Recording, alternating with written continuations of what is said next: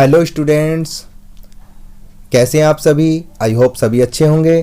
तो स्टूडेंट्स, मैं आसिफ सर आपको इस सुपर फास्ट कोचिंग सेंटर जो हमारा चैनल है उस पे आपको केमिस्ट्री पढ़ाने वाला हूं और स्टार्टिंग से पढ़ाने वाला हूं।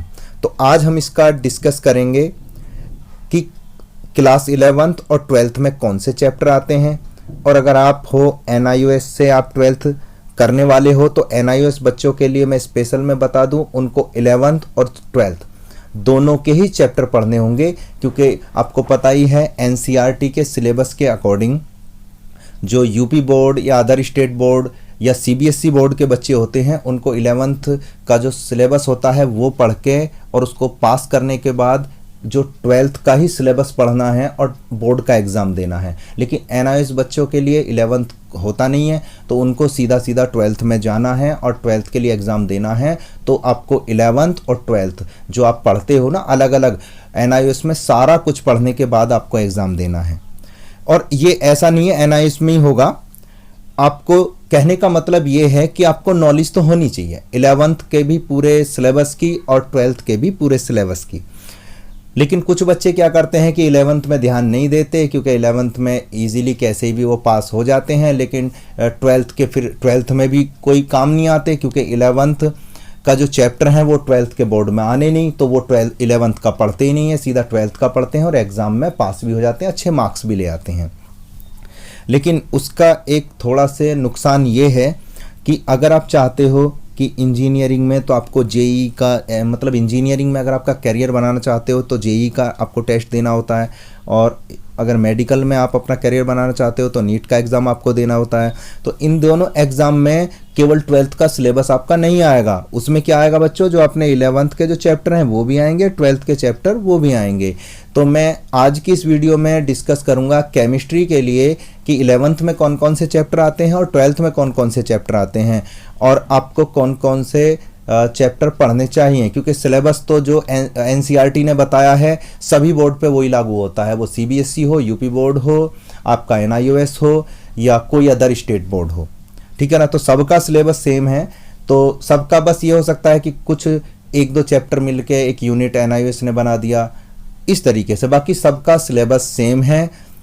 NIOS में बस फ़र्क इतना ही है जो मैंने आपको पहले ही बता दिया, 11th और 12th में जो आप पढ़ते हो दोनों ही उसको 12th में एग्ज़ाम देना है। ऐसा यूपी बोर्ड में CBSE में भी होता था, जो बच्चा 11th और 12th दोनों पढ़ के एक साथ एग्ज़ाम देता था। लेकिन अब क्या कर दिया, थोड़ा सा आसान बनाने के लिए 11th अलग और 12th अलग कर दिया है। लेकिन NIOS में 11th होता ही नहीं है, तो इसलिए सीधा 12th में ही सारा कुछ आपको, सारे कुछ चैप्टर पढ़ के आपको उसका एग्ज़ाम देना है। तो आज हम केमिस्ट्री के चैप्टर देखेंगे कि कौन कौन से आपको पढ़ने हैं। तो NIOS के बच्चों के लिए मैं बता दूं कि हम इसमें जो भी चैप्टर लेंगे वो 12th का हो या आपका 11th का हो, आपको पढ़ना है और अपने सिलेबस से मैच करना है कि आपके सिलेबस में क्या है। तो आपके सिलेबस में मैच करने के लिए वैसे आपको ज़रूरत भी नहीं है, क्योंकि जो 11th और 12th दोनों का ही सिलेबस आपको पढ़ना है, ठीक है। लेकिन जो आपके यूपी बोर्ड के बच्चे और CBSE बोर्ड के बच्चे हैं वो क्या कर सकते हैं कि वो आराम से सिलेबस में मिलाने के बाद वो 12th का ही पढ़ के एग्ज़ाम की अगर तैयारी कर रहे हैं और वो JEE नीट का एग्ज़ाम उनको नहीं देना है,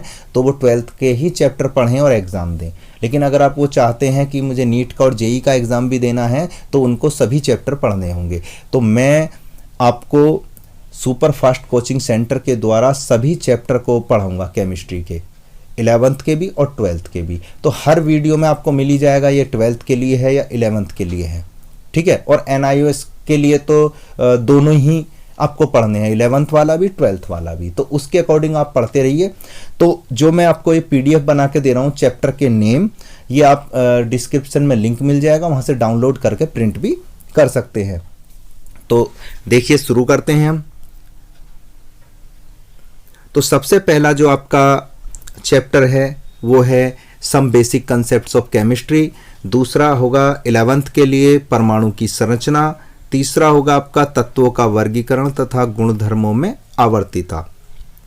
उसके बाद आप देखेंगे, देखिए बच्चों, चैप्टर नंबर 4 आपका है chemical bonding and molecular structure, और चैप्टर नंबर 5 द्रव्य की अवस्थाएं, चैप्टर नंबर 6 ऊष्मागतिकी, और चैप्टर नंबर आपका 7 साम्यावस्था, चैप्टर नंबर 8 आपका redox reaction, chapter 9 hydrogen, chapter 10 होगा आपका द एस ब्लॉक एलिमेंट, और आपका चैप्टर 11 होगा आपका द पी ब्लॉक एलिमेंट्स, और चैप्टर नंबर जो 12 है आपका ऑर्गेनिक केमिस्ट्री की सम बेसिक प्रिंसिपल्स या टेक्निक जो भी हैं, जो बेसिक है ऑर्गेनिक केमिस्ट्री का, वो हम इसमें सीखेंगे।